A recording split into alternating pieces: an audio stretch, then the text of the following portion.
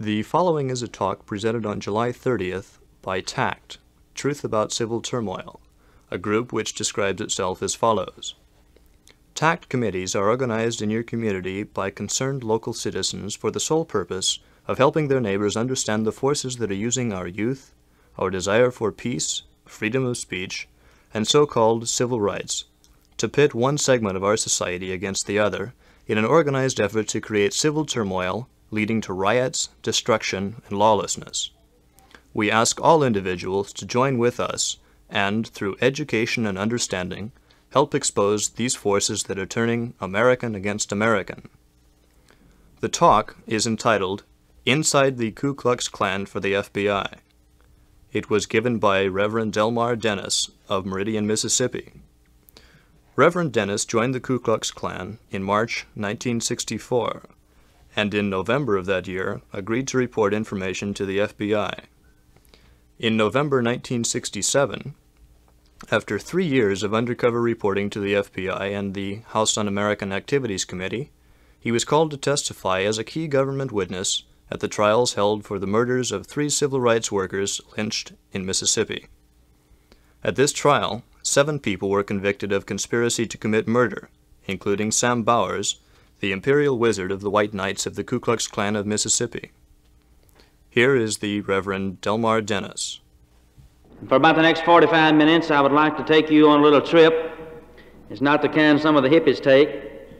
It's a trip into the deep South, a trip into the invisible empire of the White Knights of the Ku Klux Klan of Mississippi, where sometimes deep in the swamps of Mississippi, perhaps on the banks of the mighty Mississippi River or the Pearl River, or some other location, hooded and robed men gather quietly at the midnight hour and talk about destruction and death.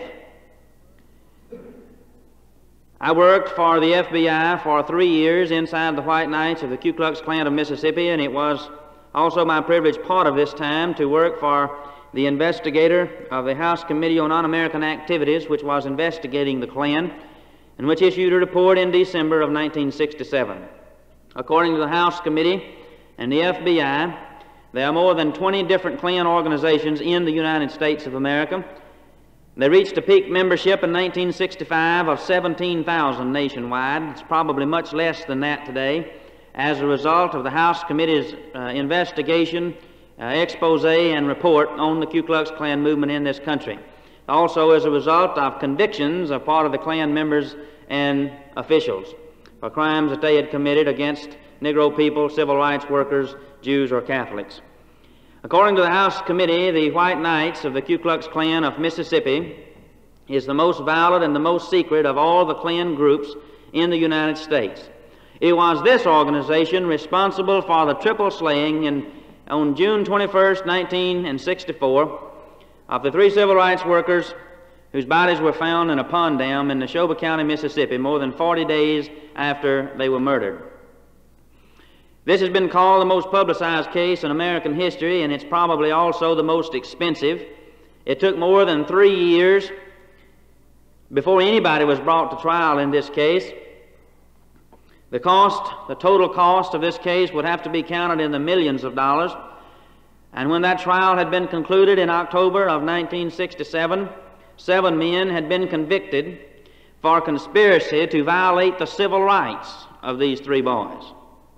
The maximum sentence they could have received was 10 years in the federal penitentiary and a $5,000 fine. None of them were fined anything at all. Only 2 received the maximum sentence, and all of them are free today pending the outcome of their appeals of these convictions. I'd like to tell you how you get to be a member of the White Knights of the Ku Klux Klan, not because I think very many of you would like to join it. It's exclusively a Mississippi organization, even though there are some Klansmen in more than 30 states now. There are a few in California and possibly even a few at this meeting. Some of the Klan organizations are real easy to join because their leaders are motivated more by the initiation fee, that $10, and the Klan dues than they are anything else. Just 2 or 3 years ago, a Negro in Nampa, Idaho, joined one of the Klan organizations by mail. They just assumed that anybody would make application to join the Ku Klux Klan must be white. Not only did they receive him into the organization, taking his $10, but they appointed him Kleagle, that's the recruiting officer, and instructed him to go out and organize the Ku Klux Klan in Idaho. Well, he gave his story to the news media, and when the Klan officials saw his picture in the paper, they held a quick meeting and voted him out. But this shows you how easy it is to get into some of the Klan organizations. This was not true, however, of the White Knights of the Ku Klux Klan of Mississippi. You can become a member of this organization only by being asked to join. The group would submit your name, or some individual would submit your name to the group 2 weeks in succession, and if you were approved for membership, they'd send somebody over to your house, and he would never tell you that he was a member of the Klan. He would say something like this: "I've been invited to go to a Klan meeting. Now, I don't know anything about the Ku Klux Klan, but I'm interested in it. I'd like to go to the meeting. Don't want to go by myself, so if you'll go with me, we'll go over there and see what it's all about. We're under no obligation to join. We simply go and hear what they have to say. If we don't like what we hear, we get up and come home." And so you go along with him, and you get to the meeting, and there are perhaps 30 or 40 men sitting around, and you recognize most of them. You assume they're all there to see if they want to join the Ku Klux Klan. So at the appointed hour, 3 men come out in robes and hoods, just like the one I have here tonight, and which I will show you later in the program. The man who is to be in charge of the meeting starts the program by having you to stand for a scripture reading, usually the first verse of the 12th chapter of Romans, and then a word of prayer and pledge allegiance to the flag. The Bible is displayed, the flag of the United States is on display, and right away you get the feeling of religion and patriotism, and you figure this couldn't be very bad. We do this at our civic club. So he makes a little speech in which he says that this is a nonviolent organization. I bet you never heard that before. He says this is a nonviolent organization. We are a Christian organization. We're dedicated to the preservation of the Constitution of the United States of America. About this time, you smile and say to the fellow beside you, it's high time somebody defends the Constitution of the United States. Then there's a period for questions, and people ask, will I ever have to do anything that's illegal or anything that's immoral or anything that I don't want to do? He assures you that you'll never be asked to do anything that's against the law, that's immoral, that's against your religion, or in short, you'll never be asked to do anything that you don't want to do. And then he hastens to add that, of course, none of us are going to be doing anything that's illegal or immoral. The highest honor in the world is to be a citizen of the invisible empire of the White Knights of the Ku Klux Klan of Mississippi. Well, he passes out application blanks, and you look around to see what everybody's doing, and everybody's signing up. They're very enthusiastic. Everybody wants to join. Mob psychology takes effect. You don't want to be the only one not joining. Everybody at the meeting couldn't be wrong. So perhaps reluctantly, you go ahead and sign and turn in your $10 initiation fee. Then everybody stands up, and he swears you in and makes you a member or a citizen of the invisible empire. And then while you're standing, he says, now all of you old members can sit down. And everybody sits down but you.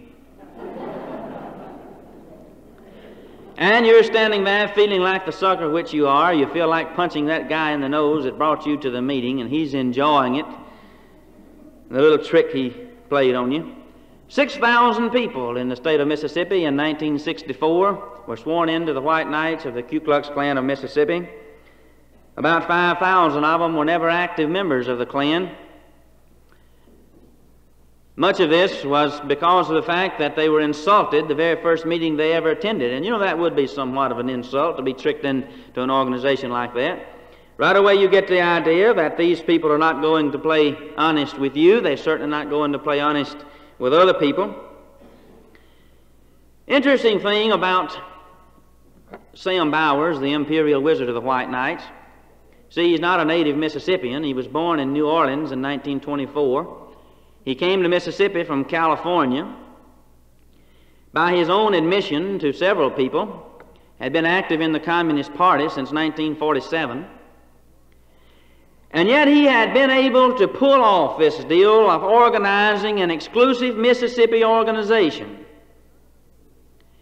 And none of the members of this organization, for several months after it had begun, none of them knew that this man was from outside of Mississippi. They never stopped to ask where he came from, what his philosophy of government was, what his religion was, or anything else. They were excited, they were reactionaries, and they were anxious to follow the leadership of the imperial wizard. And while they spent a great deal of time cursing all the outside agitators, it just never occurred to them that the imperial wizard was an outside agitator. He exploited them financially and otherwise, took a sum probably in excess of $100,000 in a 3-year period. Down in Mississippi, we say that ain't chicken feed. Anybody who can take $100,000 in a 3-year period has got a pretty good racket going for himself. He organized several front groups, WASP Incorporated, that stands for White Anglo-Saxon Protestant, of course. APWR, the Americans for the Preservation of the White Race. Both these organizations were used as fronts for the white knights in the state of Mississippi. The most effective of the organizations which he used was one he organized himself. It's called the White Christian Protective and Legal Defense Fund. Isn't that a beautiful name? You see, the White Knights never held any of those public rallies and demonstrations and marches and so on. They were secret in their meetings, but they could hold a public rally and call it the White Christian Protective Legal Defense Fund. I attended one such rally in a cow pasture down in Jones County, Mississippi. 3,500 people came. Mr. Bowers made a speech. Several people made speeches, but he made a speech that night in which he said, "We're nonviolent people." He said, "Ladies and gentlemen, we're just here to raise money for poor, defenseless white Christians who are being falsely accused and persecuted by the federal government." And then he passed the collection plate. Nobody knows how many $100 he took that one night. He held up a copy of the Bible. He said, "This is my only weapon, ladies and gentlemen. I'm never armed." The FBI had a warrant to search his apartment. They didn't find a big supply of Bibles. They found thousands of rounds of ammunition, a Russian burp gun, a submachine gun, rifles, and pistols. Had a real big arsenal for a nonviolent man. But it reminds me of one of the nonviolent demonstrations they had over in the state of Alabama several months ago. They had announced when and where the march would begin so all the newsmen could be there and they could get another good clear picture of a 250-pound Alabama state trooper beating a little bitty underprivileged nonviolent demonstrator. The TV men didn't let them down. You know, they can't march without all the cameras are there. And so they came, and the nonviolent demonstration had started, and the troopers were ordered not to stop that march by force, and so they were simply standing by, and nonviolent demonstration pretty soon developed into a rock and bottle throwing melee, and people were being hurt, as is usually the case. One of the troopers was hit in the head with a rock, and blood was streaming down the side of his face and running into the corner of his eye. He said to the fellow beside him, "You know, them nonviolent rocks sure do hurt." What we have in this country today, ladies and gentlemen, is a group of professional agitators, black and white, who are trying to pit American against American and race against race, so that by dividing the American people we can be conquered by an enemy from without. And that enemy has infiltrated from within. And that enemy wants to divide us racially, religiously, politically, geographically, or any way that we allow ourselves to be divided. And any way we allow them to agitate and cause us to hate and kill each other serves their purposes. It doesn't matter in whose name or what name we do it. Chairman of the House Committee on Un-American Activities, Ed Willis, said just a few weeks ago, "There is evidence that the communists plan to develop the riots into full-scale revolution, and that they are urging the rioters to use machine guns, poison darts, and hand grenades." The mayor of Chicago has said, "If anybody doesn't believe this is a conspiracy, I can't understand why." And yet there are people everywhere who are saying there isn't any conspiracy. The communists aren't trying to take the country. They have nothing to do with riots. They have nothing to do with the Klans or the civil rights organizations. They're not exploiting these groups. Stokely Carmichael can fly from one red capital of the world to the other and then come back into this country and people still say, well, I don't think he's a communist. I'm glad he doesn't represent a majority of the Negro people. He only has about 50 Negro followers and 500 newsmen. In Meadville, Mississippi, in August of 1965, the body of a white man was found. The coroner ruled that this man died of a heart attack. It was obvious that he'd had heart failure. He had whelps on his body from his ankles to his head. There was a hole in the top of his head. He had a gash across his face from his eye across his upper lip until the roof of his mouth was exposed. It was obvious that he died of a heart attack. The story behind that is this. Here was a man who was immediately disillusioned with the Klan and who threatened to tell the local law enforcement officials what the Klan was really doing. They were preaching one thing and practicing another. He said he was going to tell on them, and they beat him to death. The moral of that story is you don't ever tell these cluckers that you're going to tell on them. If you're going to tell on them, you just tell on them. Because if you tell them that you're going to tell on them, you probably won't live to tell on them.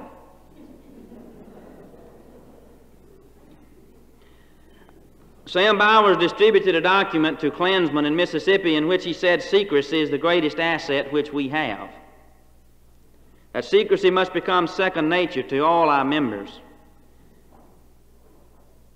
He said true secrecy is a hardened mental attitude. It is mental discipline and necessary for victory. He said the very highest essence of secrecy is deliberate deception. He taught members of the Klan how to make Molotov cocktails, how to blow up buildings. He taught them that they should store weapons, ammunition underground, be prepared to go out and get these weapons and this ammunition whenever he gave the order. He told them they ought to get together secretly and in small groups, and that planning and discipline are supremely important, that guerrilla tactics must be used by the Klansmen, hit and run. Freedom Democrat Party in Mississippi was distributing a document which said, we have seen that riots and rebellions bring more results than nonviolence. We must get together secretly and in small groups. Planning and discipline are supremely important to every serious fighter. The snipers in Detroit and Newark showed how effective planning and guerrilla tactics can be. Stokely Carmichael, Ralph Brown, and Robert Williams of the Revolutionary Movement have all declared that black people in America need to become guerrillas also, and that each guerrilla should capture or kill 10 enemies. End quote. It sounds as if the same author wrote both these documents, and probably they did. Planning, discipline, secrecy, violence, guerrilla warfare, one against the other. I was in Denver on the 28th of April of this year on a speaking tour similar to this one.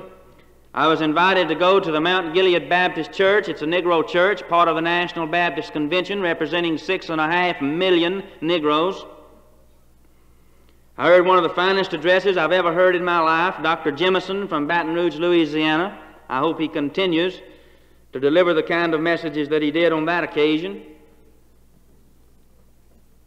It was a Saturday night. A banquet was being held there. It was my privilege to speak to the group after his address, and I gave the benediction that night, but I enjoyed it so much I wanted to go back the next day and hear him again.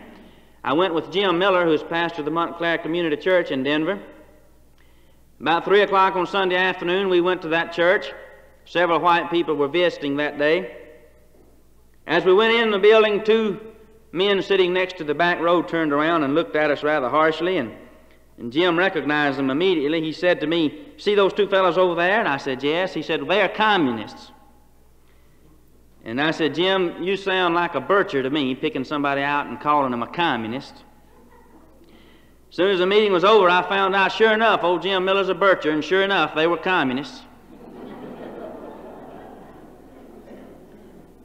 Actually, birchers can't tell communists by looking at them. We have to hear them talk.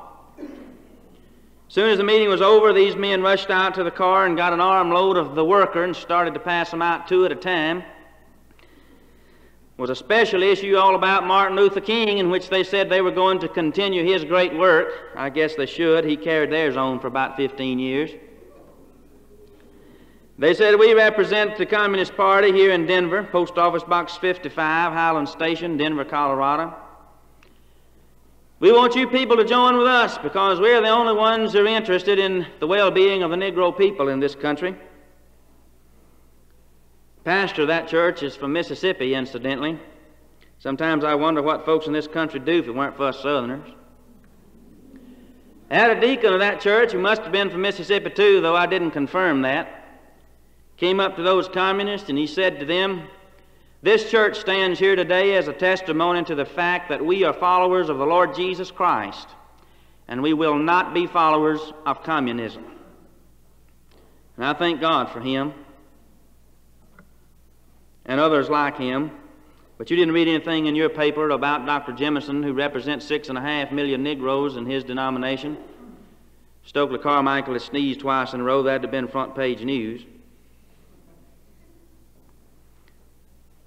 After that little encounter with these people, they, of course, knew that we were anti-communists. I don't think they actually violated any of my civil rights, but they sure said ugly things to us. And I said to him, the biggest problem we have in the John Birch Society is figuring out what to do with folks like you when we win. And he didn't like that much. I remember growing up down in the Deep South where we heard a lot about the Ku Klux Klan. And we'd been told through the years that in the past the Klan accomplished a lot of good things. Now, I can't testify about that because I wasn't there. But we'd been taught about the Ku Klux Klan. We'd been told about segregation, white supremacy, and a lot of other things. And I resented having people say to me that you ought to do things without regard to race, color, or creed. Later years, of course, I came to accept that as the American way.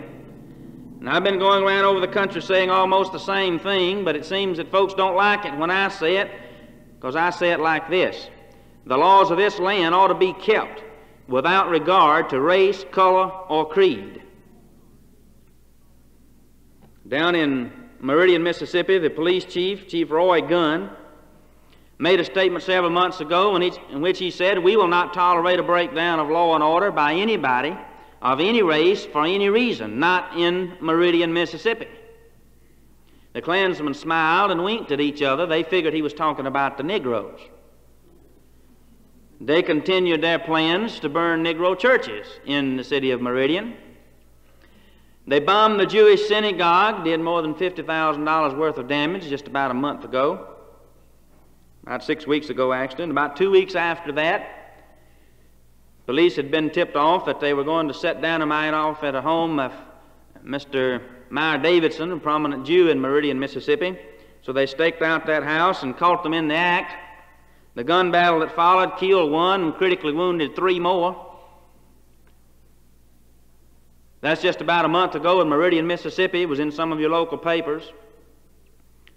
Policemen, white policemen in Meridian, Mississippi, shooting white Klansmen.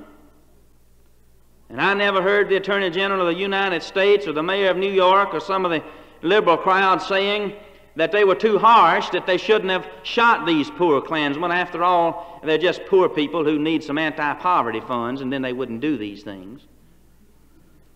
They said it, I never read it. These people are poor, you know. Some of the poorest people in this country are Klansmen. But up in Chicago, when the mayor said we're going to shoot looters to maim and arsonists to kill, there was a great cry all over the land that you can't do this, you can't use force, it'll make them worse. What we need is more money. Give money to the poor people. Oh, I've been extremely interested in the anti-poverty program. I'm the youngest of 9 children, 8 of us living. 9 children, my parents aren't even Catholic.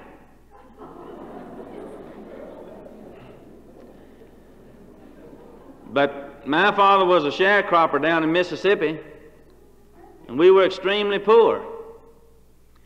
And we didn't have enough clothes. We didn't have any money. We had poor housing. We had food because we grew it, canned it, preserved it. I still say that's the best life in the world, those good old homegrown and home-cooked meals. But we never did go out and riot or burn or loot or steal or kill or put our hand out for the government to give us a guaranteed income whether we worked or not.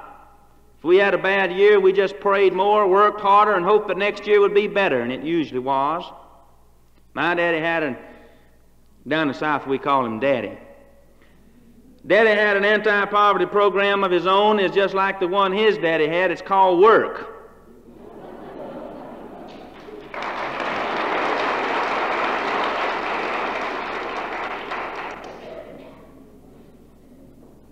There isn't any conspiracy, Mr. Dennis, they say. That's what they said about China when the agrarian reformers was going to do great things for the masses of the Chinese people. And the press in this country was saying there isn't any conspiracy. There may be a few radicals, there may be a few right-wingers, there may be a few nuts like maybe Robert Welch or the John Birch Society who thinks the communists have anything to do with this uprising in China. But the press in our country assured the American people in the world that there was no conspiracy, just like they are assuring you today, ladies and gentlemen, that there's no conspiracy in the United States. And the people in China waked up one morning and all of them were slaves, and they still are. And I'm not nearly as old as I look, but I can remember a man by the name of Fidel Castro. You probably never heard of him. He's from a little island down south. It's even further south than Mississippi, but it's uncomfortably close. He spent a lot of time up in New York, and he was going back home to free his people from the oppression of that terrible old dictator, Batista. Of course, he had the support of people in this country. Oh, there were a few people who said that he was a communist, but nobody paid any attention to it, so he went on with his little war, and he won with the help of this country. They flew him up to Washington, D.C., that's the capital of the United States at the present time. We may move it south after the elections.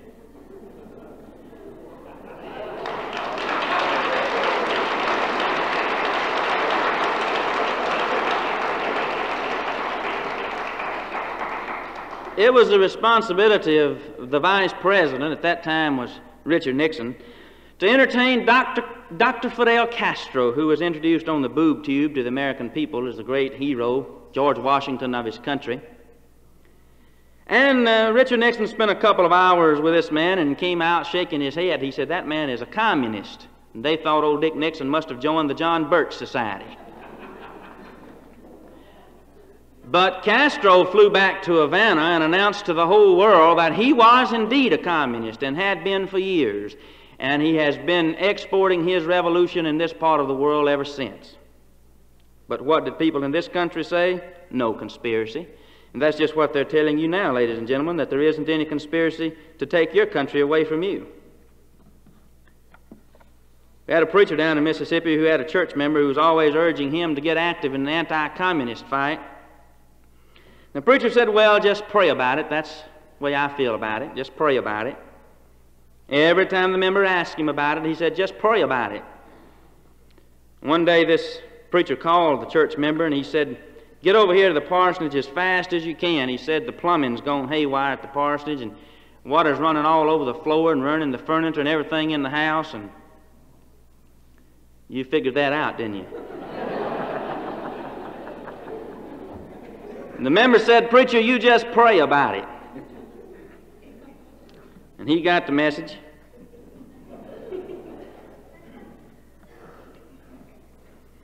Sometimes we get awfully discouraged. We fail to see the good things that happen, things like Lyndon Johnson going back to the ranch.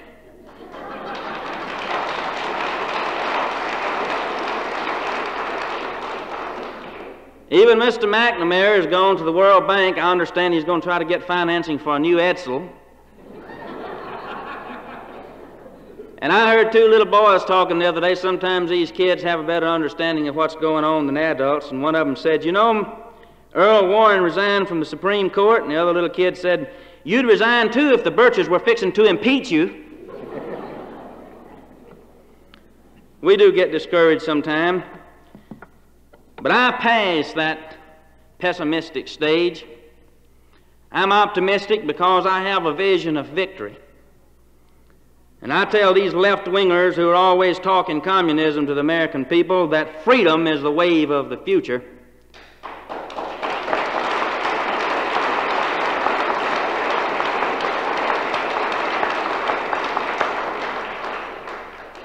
During the Revolutionary War at Valley Forge, or some such dark place of that war, one of the officers came to Washington and said to him, "General, we're lost. Everything is lost." And Washington said, "Sir, you do not know the resources and genius of liberty." And they fought on. Some of his men stood barefooted in the snow until they froze to death, and wild hogs came and ate their bodies. Those who were left fought on. They fought on until victory was theirs, and that victory was ours. And I'm here to tell you tonight, ladies and gentlemen, that there are people in this country who are going to fight on until victory over communism has been achieved in this country.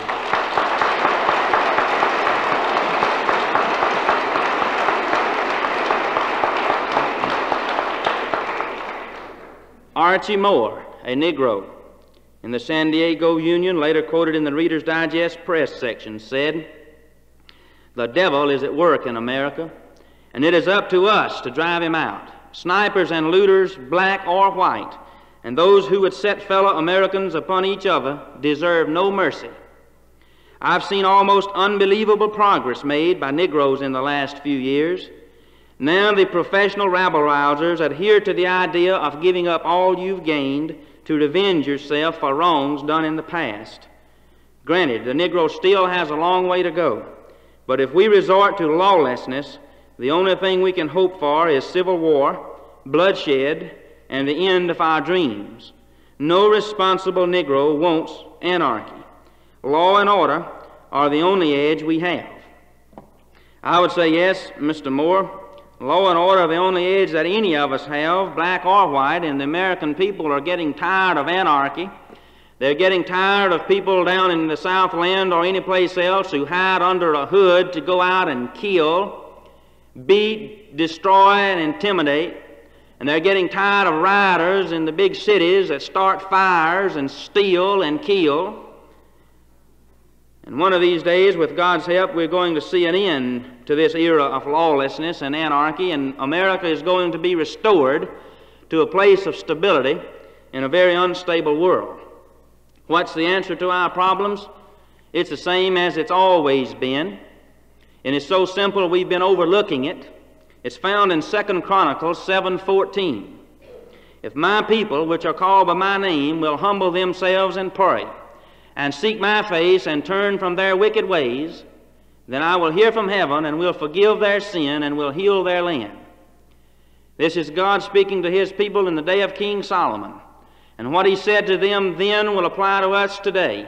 And the only reason God hasn't healed our land, forgiven us our sins, is because we've not tried the things that he told us in 2 Chronicles 7:14. The Scripture says, "Righteousness exalteth a nation, but sin is a reproach to any people." Ladies and gentlemen, God is going to have the last word. It's not going to be these dirty hoodlums around over the country who talk about God being dead, some of them from pulpits and some of them from the streets. God is going to have the last word, no matter what any individual or group or organization says. It's not going to be communism. It's going to be God that has the last word. It's not going to be Satan. It's not even going to be the Supreme Court. God is going to have the last word.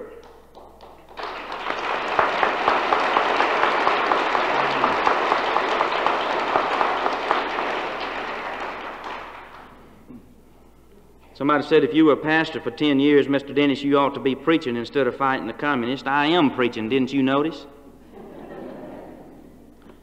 In February of 1961, at the funeral of Eugene Dennis, no relation of mine, he was an official in the Communist Party, and when he died, Gus Hall of the Communist Party USA said, and I quote, I dream of the hour when the last congressman is strangled to death on the guts of the last preacher.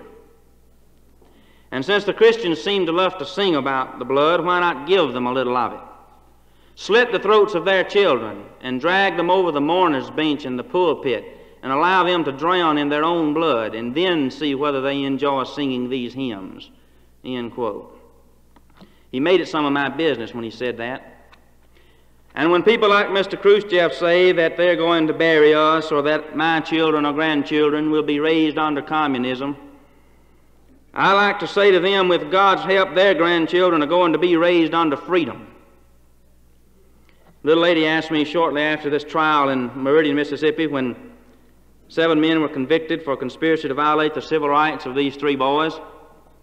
The first time, I suppose it was the first time ever, that in Mississippi an all-white jury had convicted members of a Ku Klux Klan for crimes against Negroes and civil rights workers. It set a precedent that has been followed since then. Other cases have been tried, other convictions have been obtained in state courts, so that now people in Mississippi and the Southland are in state and federal penitentiaries as a result of trials for their crimes. A little lady came to me and she said, "I don't want you to get the idea that I'm for the Klan, because I'm not. But said, I just have to ask you one question." Said, "Why did you do that? Why were you willing to take a chance? Why were you willing to risk anything to expose the Ku Klux Klan and testify against members of the Klan that killed civil rights workers?" Said, "A lot of people feel like they just got what was coming to them anyway." So why did you do it? I bring my remarks to a conclusion so that you'll have an opportunity to ask some questions by saying, even though this is not original with me, this is my answer to that question: why did you do it? An old man going along a highway came at the evening, cold and gray, to a chasm, vast and deep and wide.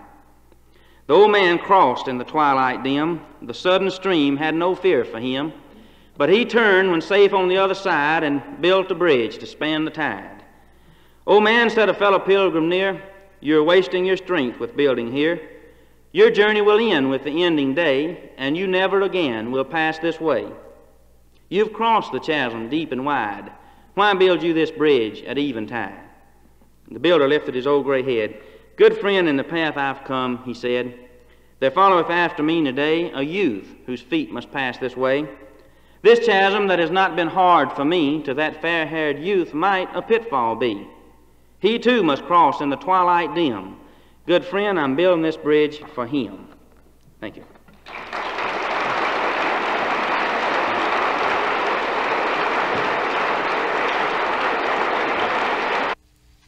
Questions are now answered by Reverend Dennis.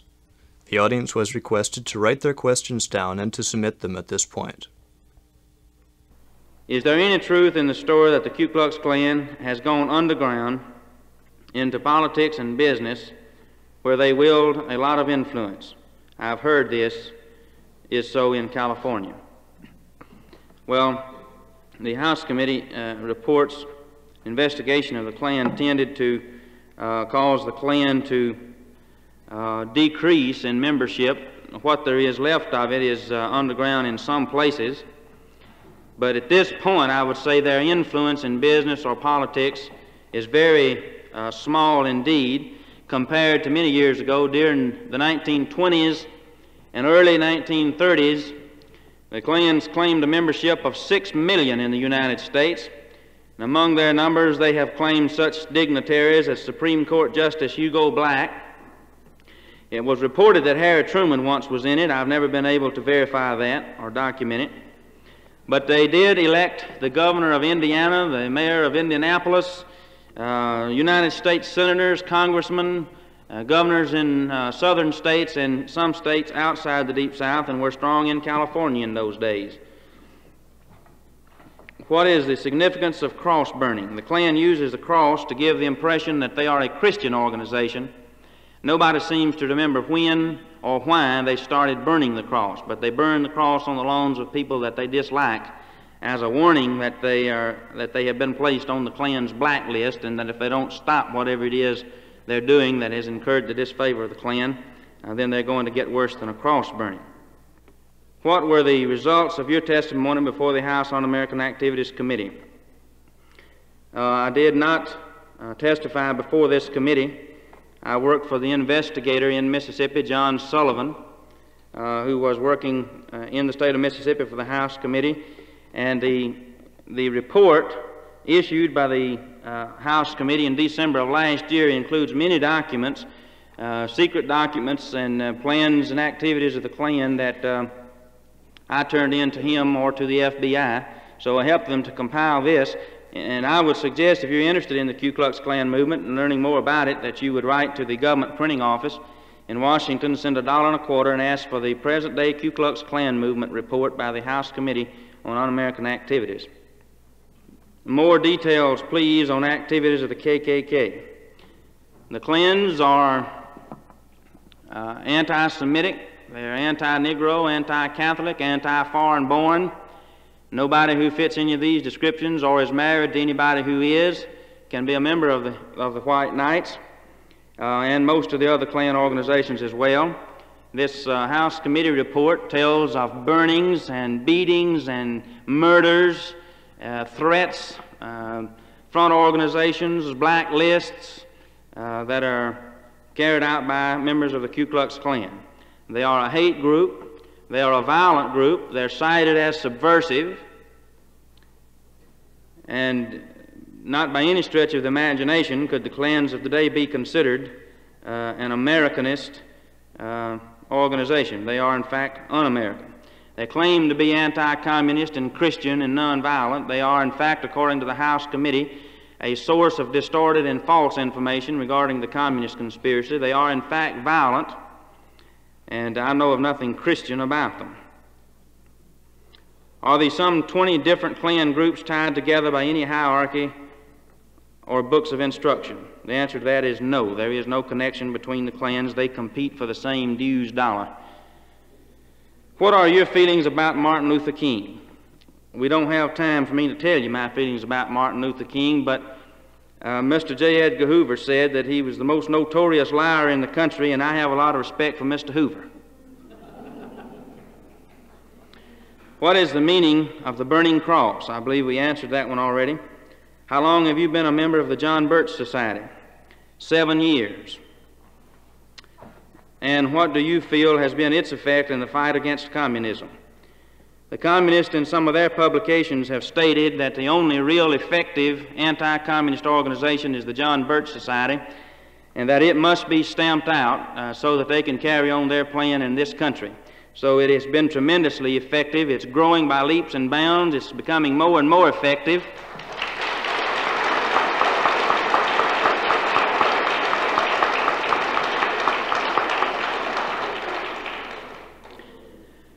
What other types of Klan activity are you personally aware of?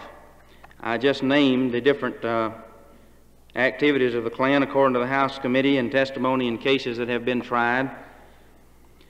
What percentage of the 16,000 Klan membership do you believe are actually hardcore working members of communist fervor as compared to those who are just confused, misdirected, innocent dupes? I'd say there are probably not more than a half a dozen communists in all the 20 different Klan movements with their total membership. Most of the members of the Klan are confused, misdirected, innocent dupes. It's pitiful, really, that these men are being misled in such a manner. Sam Bowers said to me on more than one occasion, the typical Klansman doesn't have sense enough to know what he's doing. We have to use him for our purposes, and that's exactly what he did. How strong is the KKK in Mississippi today as compared to 1964?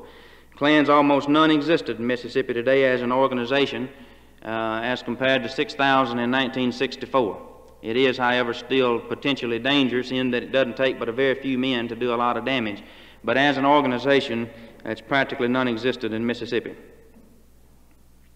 In the Bondage of the Free, Kent Stephanie states that the Ku Klux Klan started out as a good patriotic group and that Robert E. Lee supported it. Is there any validity to this statement? Yes, there is validity to the statement. The first Imperial Wizard was General Nathan Bedford Forrest. They had good intentions when the Klan began, but history teaches us that very soon after the Klan began, it deteriorated into a band of hoodlums. and that the imperial wizard resigned and asked the others to do the same. And they did not all resign. The Klan was not disbanded. They continued to operate, but it did start out with good intentions. To what extent do women participate in the Ku Klux Klan? There were no women in the White Knights of the Ku Klux Klan of Mississippi, but some of the other groups, the largest one in the country, the United Klans of America, has an auxiliary for ladies and a junior Klan for boys. What does the Klan think of the John Birch Society?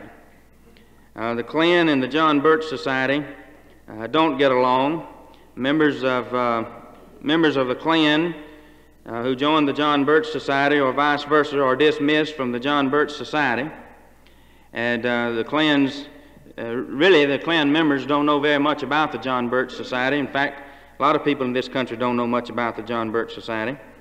But the Klans, being anti-Semitic, anti-Negro, anti-Catholic, and so on, cannot understand the John Birch Society and do not approve of the John Birch Society because the John Birch Society has Negro members, Catholic members, Jewish members, and so on.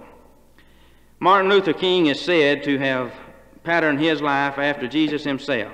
Please explain this further. Thank you. Well, we'd have to talk with Martin Luther King about that. I never did see the relationship myself, or I never did see how that his life was like that of Jesus Christ, and I couldn't explain it any further because that's all it is to it as far as I'm concerned. Here was a man who talked about nonviolence, and everywhere he went, violence followed, and property was destroyed, and lives were lost. And the Scripture says, "By their fruits ye shall know them."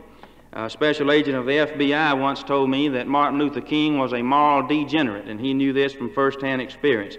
I never did know Martin Luther King. I never was part of the Christian Leadership Conference, and he never was in the Klan.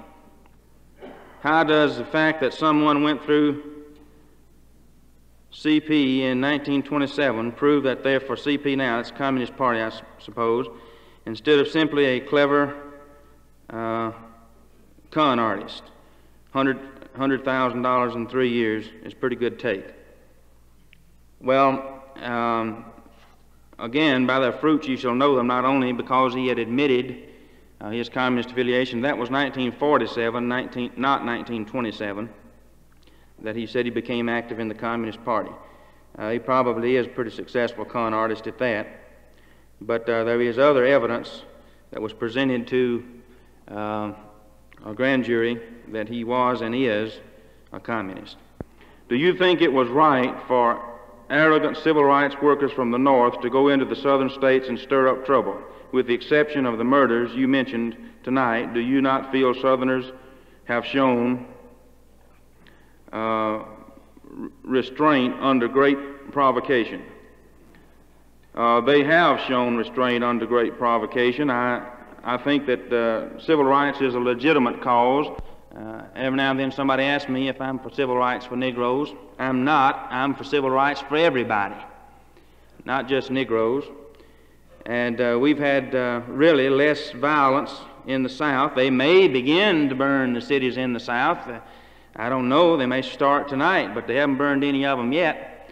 And we have a better relationship than the press in this country gives credit for in the South. And people of both races have shown restraint. Negroes have shown restraint in that they did not react violently when people like the 3 civil rights workers were killed, and they're not the only ones who died, Negroes and civil rights workers. So there's been restraint on the part of both races. Have any threats ever been made on your life? Yes, there have been threats. I'm uninsurable. There are unidentified callers and unsigned letters and that sort of thing every now and then. And last year, and it was in December of last year, somebody shot the window out of my bedroom right close to where I was sleeping. I don't think that was an attempt on my life. I think it was harassment, like some of the hecklers we get in our audiences sometime. I don't think that it was an attempt on my life. I think they just wanted to remind me that they're still around and that they're opposed to what I did. Of course, they're sworn, have sworn to kill anybody that testifies against them. They say they will. I say they won't. Don't tell them I'm daring them to do it, if you know any. Around 1950, did the imperial wizard of the KKK live in Smyrna, Georgia, or did he ever? Well, I don't know. I wouldn't think that the Imperial Wizard of the White Knights lived in Smyrna, Georgia, but there are a lot of different Klan organizations, and an Imperial Wizard may have lived there and might still. What factual evidence of the communist influence did you see in the Ku Klux Klan groups? I think I've discussed that, being associated for 3 years with the man who admitted it. Russian communism, or do you mean simply agitator groups? What led you to feel they were communist? What strings seemed to lead back to actual conspiracy? That would come through the leadership of some of the Klan groups, not through the members themselves. In view of the established fact that the Justice Department employed a communist, Jack Levine, in the FBI, and a left-winger like Nicholas Katzenbach as Attorney General, how do you explain your treason to the white race? That's a beauty. It's unsigned, too. It's an Stick up for white people and come out against race mixing. Race mixing is as much a crime as communism. Are you for white race or are you against it? Come on, get up. Get up. Would all of these open-minded birchers attend a similar meeting with Shelton and the KKK recruiting for his organization, and in this way hear both sides? Well, I don't know. You'll have to talk to these open-minded birchers and see. I can't speak for but one bircher. I've been to some of Shelton's meetings myself, and I know what kind of organization he has. Here's one that says, white power. I read that so he wouldn't say that I didn't read his question. The JBS then, in essence, advocates integration and race mixing. Are all races equal? The John Birch Society, in essence, is not advocating race mixing in the term in which this is meant. The question, are all races equal? I don't think all races are equal, and I don't think all individuals are equal. While in the Klan, did you have to participate in any of their slaughters, and if so, what were your inner thoughts at the time? I never participated in any violence. It was always carried out by those who volunteered to do it, and I never volunteered. What you've told us certainly doesn't agree with the President's Crime Commission report. Would you comment on this? Yeah, I'd comment on it. I don't think that I expected the President's Crime Commission report to say anything substantial anyway. They give lip service to doing something about crime, and when they get ready to do something about crime, they'll take the handcuffs off the policemen and let them enforce the laws of the land. Why don't the police use more force and stop these riots when they first get started? Because in many cases they're not allowed to, would be my answer on that. If the communists are controlling both sides in their plan to promote a black-white civil war in America, won't some of their own be killed? Certainly, I think some of their own already have been killed, but I won't call any names. They don't value human life as you and I value human lives, and they don't mind if some of their own get killed. If it promotes the cause of communism, so what if a few people here and there die, or a few thousand or a few million for that matter, as evidenced by actions of the communists around the world? Is there a central committee or council that directs or coordinates activities of the various clans? I think we had a similar question to that already, and the answer is no. They are independent of one another. Another one, what is the significance of the burning cross?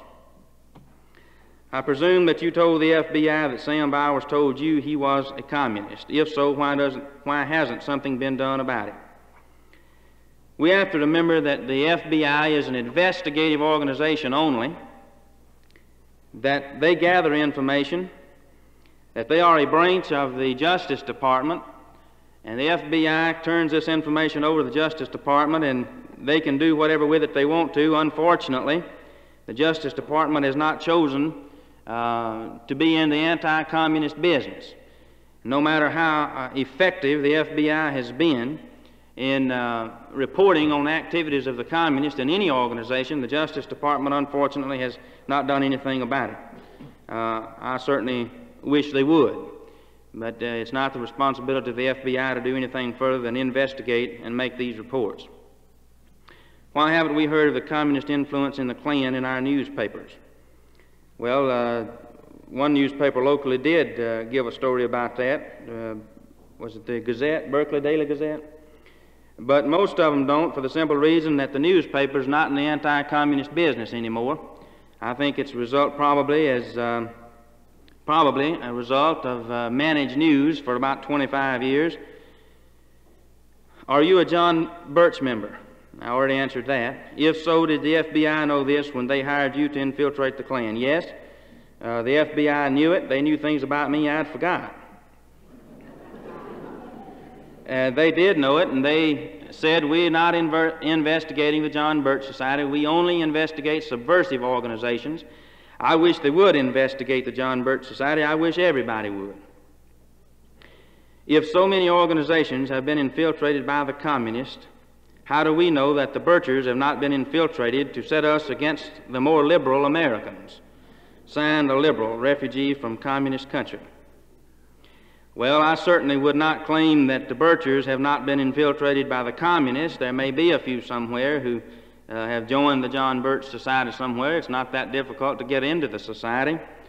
But if they're in there, they have not influenced the policies of the John Birch Society, because the government's not set up in such a manner, that is, the government of the John Birch Society is not set up in such a way as to call on the members to tell them what policies they should follow. And no matter how many people have joined the John Birch Society who are communist, if there are any, they could not influence the policies of the John Birch Society. As far as the question dealing with whether or not they set us against the more liberal Americans, it's the more liberal Americans who are set against us. I think that's been quite evident here tonight. I want to put on this robe and hood for you just briefly, and then our time will be up. I thought some of you might be interested in seeing a white knight robe and hood. I was in Denver, Colorado, at one of the schools. It was an integrated school, and one of the Negro boys came bouncing into the room about the time the bell rang, and he saw this thing lying on the desk, and he had second thoughts about whether or not he'd stay for that class. And then he summoned up a little more courage, and he came over and he put it on. And he put on the hood, and he looked through those holes in the hood, and he looked down at himself, and he said, you know, I just don't look the part. They sell these for $10 a piece. It costs them about $3 to make them. I was in Logan, Utah, making a speech a couple of months ago, and a man got up out in the audience and shouted and defended the Klan, said he'd been a member of it for 40 years. It was for white supremacy, and he didn't say anything wrong with that. So after he defended the Klan, and we finally got him quietened down, I showed the hood and the robe, and so he spoke up again. He said, that's it, that's just like mine. And I said, how much did yours cost? He said, $5. And I said, well, you know, I figured I had him then. I said, well, mine cost 10. He said, ain't no better than mine, that's just inflation.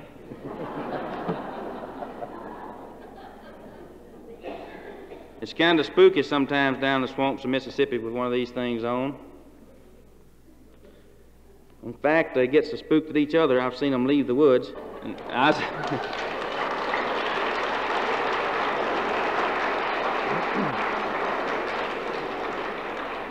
saw a cartoon one time, had about a dozen Klansmen standing around in robes and hoods, and everybody had a gun on everybody else. The white knights always believed in carrying their guns. I didn't have one when I joined the organization, so they took up a collection and bought me one, and I carried it for 3 years to protect myself from the people that gave it to me. The cartoon showed a group of them standing around in the hoods and robes, and everybody had a gun on everybody else, and the caption said, "You mean we are all FBI agents?" I had private school. One time during the school season, I was speaking to a group of kids, and all the little kids started lining up to get my autograph. And I knew something was wrong, because usually just not that many people asked for it. So they were just lined up waiting late for the next class and all of this. So finally I could stand it no longer, and I asked one of the little kids about it. I said, I don't know why all of you are wanting my autograph. I said, after all, my autograph isn't worth much. And he said, it will be when the cluckers get you.